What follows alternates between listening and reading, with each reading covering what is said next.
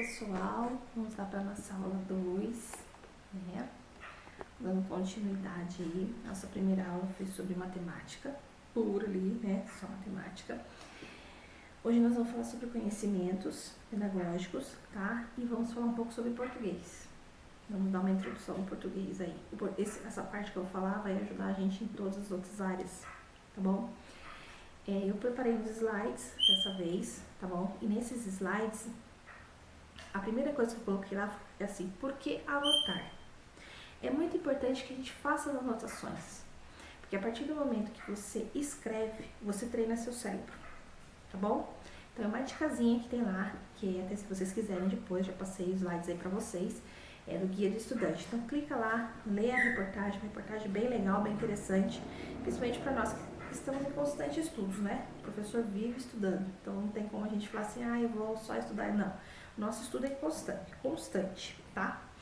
É muito importante que nós façamos leituras, que nós, façamos a leitura de mais de uma vez o texto, porém, nós estamos falando aí sobre um concurso, sobre uma prova, né? Do qual eu preciso relembrar cálculos, relembrar escritas, regras gramaticais, relembrar leis que a gente já vem falando, já vem usando há muito tempo, né? E é muito importante que toda vez que eu vá fazer algo, um curso, uma palestra, ou sei lá, alguma coisa, eu escreva.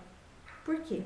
Porque a partir do momento que você está escrevendo, o seu cérebro está concentrado, você trabalha a concentração do seu cérebro, tá certo? Não seria a mesma coisa que você só ficar ouvindo.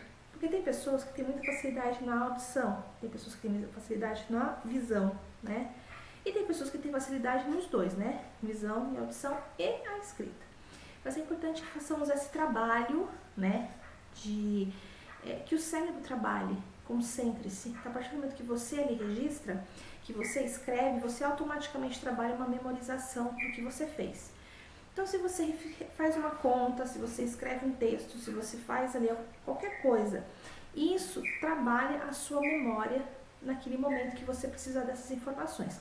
Então, eu coloquei isso. O porquê anotar, tá?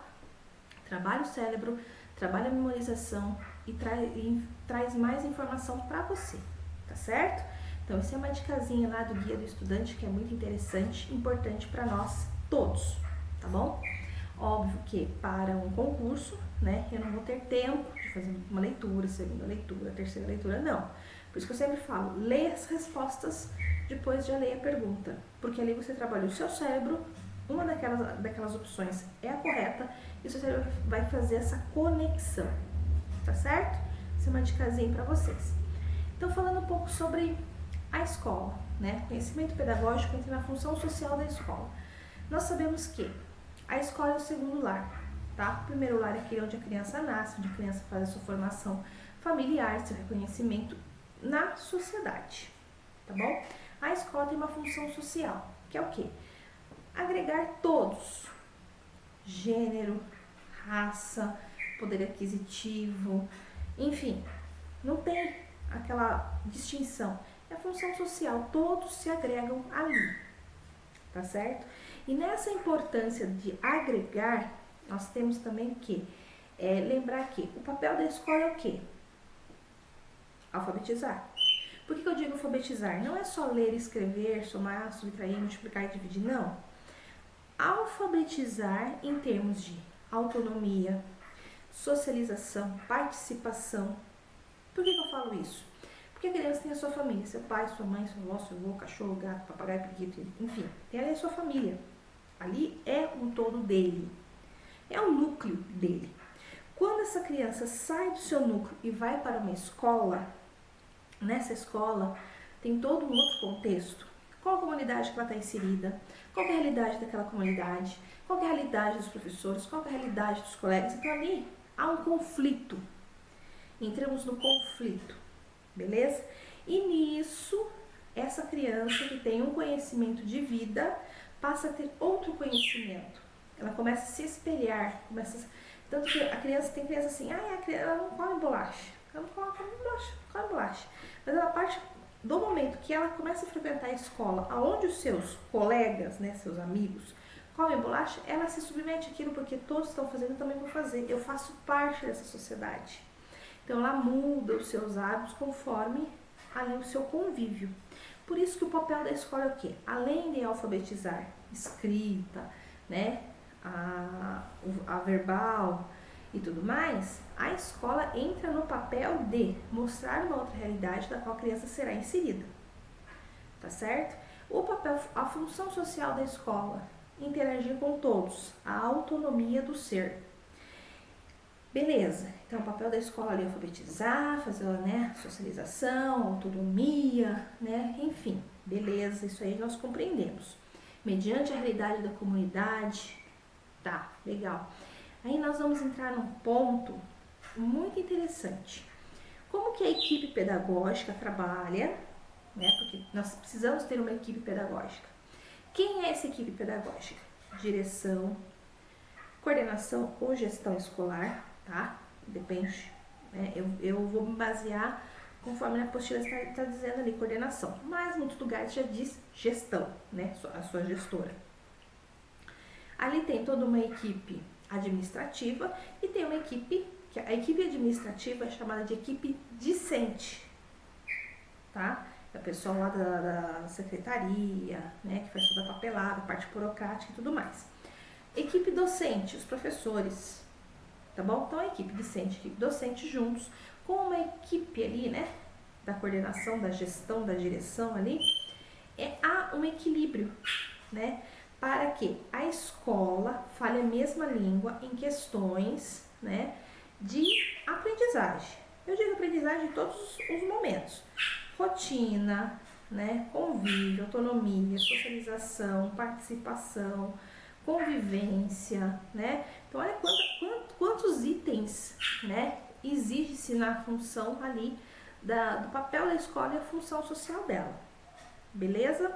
Nesse contexto, nós temos ali o gestor, a gestora, a coordenação, como vocês queiram chamar, que vai ali auxiliar a fazer uma ponte entre docentes, discentes, e Secretaria de Educação, Diretoria de Ensino, onde vai fazer toda aquela parte burocrática. Tudo que acontece dentro de sala de aula é o universo ali pedagógico do professor. Ele sabe quem é o aluno, né, que tem dificuldade, que tem facilidade, que precisa de apoio, que não precisa de apoio. Enfim, o professor faz toda essa descrição, né, toda essa descrição da criança ali. Né? Eu descrevo totalmente a situação ali, né? Então, o professor faz isso. Mediante essas dificuldades que o professor encara, ele tem a coordenação que faz esse apoio, né? Que direciona, que mostra, que abre os caminhos. Por isso que a gente fala que é uma equipe pedagógica. Somos uma equipe, certo? A partir do momento que eu tenho as dificuldades ali, que eu tenho um certo limite, como professora, eu tenho um certo limite ali, tendo a minha liberdade de sala de aula, mas eu tenho um certo limite, o qual eu pego essas dificuldades e discuto com a coordenação, ou gestão, como queira, tá certo? Então, isso surge o quê? A função social da escola, tá certo? Então, o papel da escola, mostrar a alfabetização, mostrar o mundo do aprender, do conhecer. A função social, mediante a comunidade que a criança está inserida, mostrar outra realidade, tá? Equipe pedagógica, formada pelos discentes e docentes, do qual, juntos com a gestão ou coordenação, dependendo como é chamado, desenvolve, trabalham as dificuldades que ali se apresentam das crianças, dos adolescentes, dos adultos, enfim, de todos, tá bom? Por que eu falo isso, gente? Porque o adulto? Porque o professor também apresenta suas dificuldades. Eu digo dificuldades, não dificuldades de ensinar dificuldades, não. O professor apresenta dificuldades, né, mediante o problema que o aluno está apresentando. Olha, eu já tentei essa atividade, já tentei esse jogo, já tentei várias situações, várias intervenções, das quais nenhuma surtiu um efeito de que eu visse a evolução de aprendizagem. Então vamos lá, vamos para a gestão, para a coordenação, para a gestão, e vamos discutir esse assunto. Precisa de um apoio fora da escola? O apoio da escola já é suficiente? Enfim, é essa discussão, beleza? Então, muito bem, nesse contexto todo, a escola, para ser inclusiva, né, ela necessita-se de o quê? De uma equipe, de uma rede de apoio. Não foi nem equipe, uma rede de apoio. Por quê? Mediante situações precisa-se de uma consulta com o médico. Normalmente começa com o pediatra, né? Depois neurologista, psiquiatra, né? Acompanhamento com psicólogo, com psicopedagoga, fonoaudióloga, né? Por quê? Oftalmologista, otorrinolaringologista. Olha, é uma rede, né? Por que eu falo tudo isso? Porque às vezes a criança tem alguma dificuldade de visão, né? Que dificulta a aprendizagem dela. Às vezes a criança tem alguma dificuldade de audição. Por que eu falo isso? Nós falamos aquilo que nós ouvimos. Se a criança não está ouvindo bem, como que ela vai escrever? Se ela não está ouvindo? Se está limitada a audição dela. Esse é fato. Por isso que eu falei otorrino, né? Otorrinolaringologista. Porque se a criança não ouve bem, as cordas vocais também têm dificuldades. Psiquiatra, dependendo da situação, neurologista também, enfim. Por isso que eu falei, é uma rede. Não é uma equipe, é uma rede. Equipe pedagógica é ele que está desenvolvendo dentro da sala de aula, dentro da escola. Uma rede é quando a gente precisa abranger para ir vendo aonde está a dificuldade. Não existe, né? Eu já vi casos de médicos que uma consulta, né? Já faz todo o laudo, já a criança tem isso, vai fazer esse tratamento e tal. Errado? Não. E sim. Não vou colocar minha posição em questão disso, porque cada um tem seu estudo, seu nível de estudo mediante cada situação. Mas, ao meu ver, como psicopedagoga, né, mediante todas as dificuldades de 20 anos de caminhada, é importante que você nunca rotule. Olha, essa criança aqui não tem jeito, essa criança... Não. Você simplesmente olhe para aquela criança e imagine que ali tem alguma dificuldade. Então, vamos fazer intervenções, beleza? Intervir. Então, ela está indo por esse caminho. Então, vamos tentar mudar o caminho dela para que nesse caminho aqui ela deslanche. Não deu certo? Então, vamos intervir de uma outra maneira. Intervenções que vão me dando uma luz das dificuldades que ela vai apresentando. Porque cada caminho que eu apresento para ela é um nível ali de dificuldade, de facilidade que ela vai ser desafiada a fazer. Então, ela conseguindo ou não conseguindo, vai direcionando ela. Isso é o papel, vamos dizer assim, da função da inclusão, uma escola inclusiva. Beleza? Entramos num debate muito grande, porque a criança, pela Constituição Federal de 1938, pela LDB de 96, pelo ECA, pela BNCC, pelos parâmetros curriculares, referencial curricular, olha quantas leis. A criança tem todos os direitos e deveres de ser atendida, seja ela qual for a sua necessidade. Se for uma criança que não ouve, que não fala, que seja uma criança que não enxergue ou pouca visão, né? Uma criança que não ande, uma criança que tem paralisia cerebral, uma criança autista que tem vários níveis, uma criança com síndrome de Down e assim por diante. Ela tem todo um respaldo de seu atendimento. Legal, nota 10. Mas aonde que o professor está atendido nesse quesito? O professor fica nessa lacuna, o professor não está preparado, né? Professor, sentimos falta dessa lacuna, né? Que o professor não existe. Tá, você perguntasse pra mim, mas isso vai cair no concurso? Não, isso é uma coisa que a gente coloca, que é muito interessante, e que deveríamos ter um olhar perante o professor diante das dificuldades que a criança apresenta. Porque se a criança apresenta dificuldade, o professor preparado consegue apresentar os caminhos para que ela consiga, né? Lembra da intervenção? Faz os caminhos para que ela possa raciocinar e chegar a uma lógica, raciocínio lógico. Beleza? Daí fala, né, um pouco, né, no slide que eu coloquei para vocês, fala um pouco sobre quando surgiu os transtornos, as dificuldades e tudo mais. E é muito interessante que, né, eu pelo menos confesso que na época que eu estava na escola, eu não tenho recordação de nenhuma criança com síndrome de Down, uma criança autista. Eu não tenho essa recordação. Eu não me lembro de ver, de conviver, né? Sabia que existia síndrome de Down, mas autismo em si, essas coisas não existiam. E muito menos lá no século XV, XIV, enfim. Muitas dessas crianças que nasciam, né? Que apresentavam essa dificuldade, ou que apresentavam qualquer problema mental, ou elas eram deixadas já no hospital, né? Porque a síndrome de Down é visível, o autismo nem tanto. Elas eram deixadas no hospital, ou eram deixadas em hospitais psiquiátricos, tá? Eram largadas lá, deixadas lá, esquecidas. Hoje não, hoje temos um outro olhar, vários estudos, graças a Deus. Porque a partir do momento que você começa a estudar, você começa a pesquisar, você começa a compreender.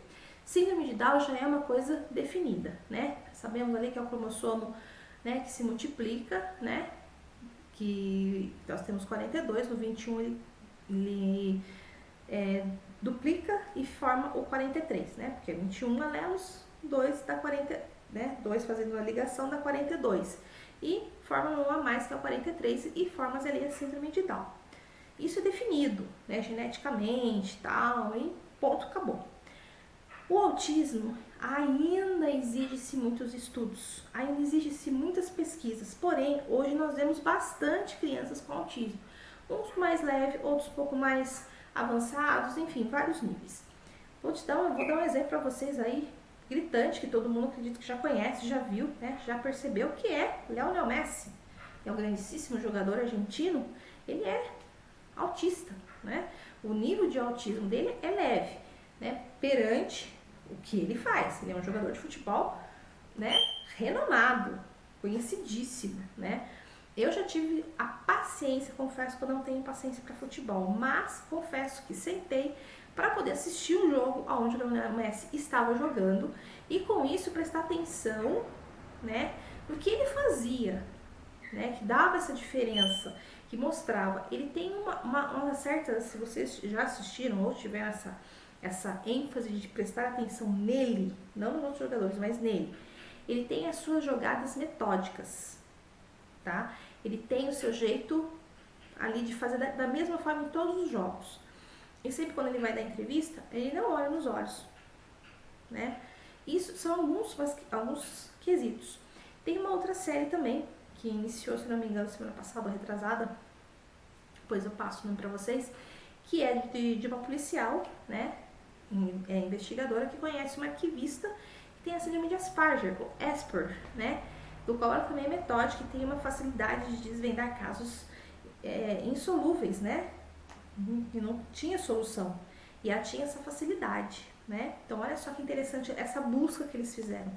Um outro programa que é muito interessante, que eu indico para vocês, Minha Vida com Síndrome de Down, né? Eu assisti alguns episódios, acho muito interessante as discussões, sabe? Principalmente na fase que eles têm de adolescência, né? Que é, principalmente nos Estados Unidos, para esses outros povos, né? As outras nações, que chega a uma certa idade e vai embora de casa, né? Vai viver sua vida, vai cursar uma universidade. Ali entram os conflitos, os namoros, o amor eterno, né? Aquela coisa. E é muito interessante isso, porque são coisas que nós passamos, mas nós temos uma leveza, né? Eles têm, os pais têm uma certa dificuldade em questão disso, entendeu? Então é muito interessante. Minha Vida com Síndrome de Down, recomendo que vocês assistam. A outra série, preciso lembrar o nome, começou faz pouco tempo, tá, gente? Então ainda é bem fresquinha.